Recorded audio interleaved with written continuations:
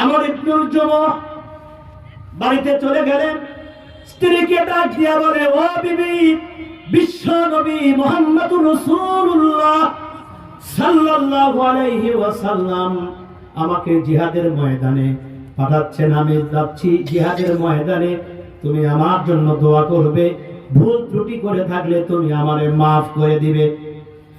স্ত্রী ডাক দিয়ে বলে, আশ্চর্য কথা, তুমি বুড়া মানুষ জিহাদে যা কি করবে? তুমি জিহাদে যাবে এটা আমার বিশ্বাস হয় না। এই বুড়া মানুষ জিহাদে যা কি করবে?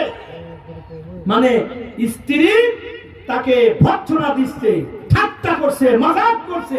তুমি বুড়া মানুষ, চুল পেকে গেছে, দাঁত পড়ে গেছে, চামড়া ঢিলা হয়ে গেছে, তুমি শুধু ঘরে বসে বসে থাকো আর তুমি যাবে জিহাদে? আমর ইবনুল জুমুহ কলিজায় লেগে গেছে স্ত্রীর কথা। ও মায়েরা, ও বোনেরা, রাগ করে, কখনো গোসা করে, স্বামীর উপর ঠাট্টা করে, বিদ্রুপ করে কোনো কথা বলেন না। তার কারণ হলো আল্লাহ রাব্বুল আলামিন কার দোয়া কখন কবুল করে কেউ বলতে পারে না। আমর ইবনুল জুমুহ আল্লাহর দরবারে ফরিয়াদ করলেন, বললেন, রব্বুল আলামিন, আমার পরিবারের লোকেরা কেউ আমারে দেখতে পারে না। মানুষ যখন বুড়া হয় স্ত্রীও দেখতে পারে না, ছেলে মেয়ে দেখতে পারে না, কামাই রোজগার নাই, ঘরের বিবিও দেখতে পারে না, কামাই রোজগার নাই, হাঁটতে পারে না, চলতে পারে না, কেউ দেখতে পারে না। আমার ইবনুল জুমুহ বলতেছে, রব্বুল আলামিন, আমার স্ত্রী আমারে দেখতে পারে না, তোমার দরবারে ফরিয়াদ করি আল্লাহ, জিহাদের ময়দান থেকে এই ফ্যামিলিতে, এই পরিবারে আর আমাকে কোনোদিন ফিরায়া আনবে না। দোয়া করেছে, আল্লাহ এই বাড়িতে আর কোনোদিন ফিরে আসতে আমি চাই না। আল্লাহ রাব্বুল আলামিন দোয়া কবুল করে নিলেন। সাহাবী উহুদের ময়দানে, জিহাদের ময়দানে গেলেন। জিহাদের ময়দানে অসংখ্য সাহাবী শাহাদাত বরণ করেছেন। কারো হাত নাই, কারো পা নাই, কারো চোখ নাই। আমর ইবনুল জুমুহ আল্লাহর দ্বীন জমিনে কায়েম করার জন্য নবীজির পক্ষে যুদ্ধ করতে করতে এক পর্যায়ে তিনি শাহাদাত বরণ করলেন। এই বুড়া লোকটা দ্বীনের জন্য শহীদ হয়ে গেলেন।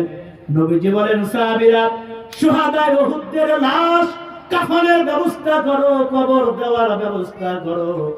এমন সময় আমর ইবনুল জুমুহর স্ত্রী দৌড়াতে দৌড়াতে উহুদের ময়দানে হাজির। ইয়া রাসূলুল্লাহ, আমি আপনার অমুক সাহাবীর স্ত্রী, আমার স্বামী জিহাদের ময়দানে এসেছে। জিহাদের ময়দানে এসে অনেকগুলি কাফের সৈন্যকে জাহান্নামে পাঠায়া দিয়া তিনি নিজেও তো শহীদ হয়ে গিয়েছেন।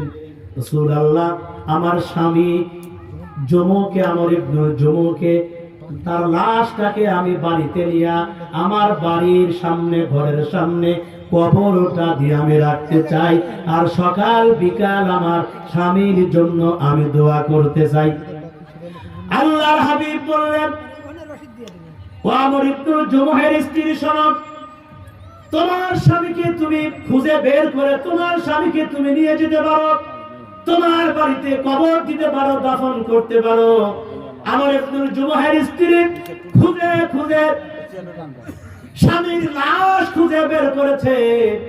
এবার আমর ইবনুল জুমুহকে কষ্ট করে, অনেক কষ্ট করে উটের উপরে উঠাইছে লাশটা নিয়ে যাওয়ার জন্য। এখন উটকে যতই আক্রমণ করে, আঘাত করে, উট আর এক পা সামনে আগায় না। উট ওখানে বসে পড়ে, আর আগায় না। যতই চেষ্টা হোক না কেন, সব চেষ্টা বিফল হয়ে গেল। উট আর সামনে আগায় না। এক পর্যায়ে বললেন, ইয়া রাসূলুল্লাহ, ইয়া হাবিবাল্লাহ, আমার স্বামীকে কষ্ট করে উটের উপর উঠায় নিলাম, লাশটা বাড়িতে নিয়ে দাফন করব, আমি তো নিতে পারছি না, উট তো আর পা ফালায় না, সামনে আগায় না, কিভাবে আমি লাশটা নিয়ে যেতে পারি? আল্লাহর হাবিব বললেন, ও আমর ইবনুল জুমুহের স্ত্রী, তোমার স্বামী জিহাদের ময়দানে আসার সময় কি কিছু বলেছিল নাকি? স্ত্রী বলে, ইয়া রাসূলুল্লাহ, ইয়া হাবিবাল্লাহ, আমার স্বামী জিহাদের ময়দানে আসার সময় আমার সামনে হাত তুলে ফরিয়াদ করেছিলেন, রব্বুল আলামিন এই পরিবারে জীবনে আর কোনোদিন ফিরাই আনবে না।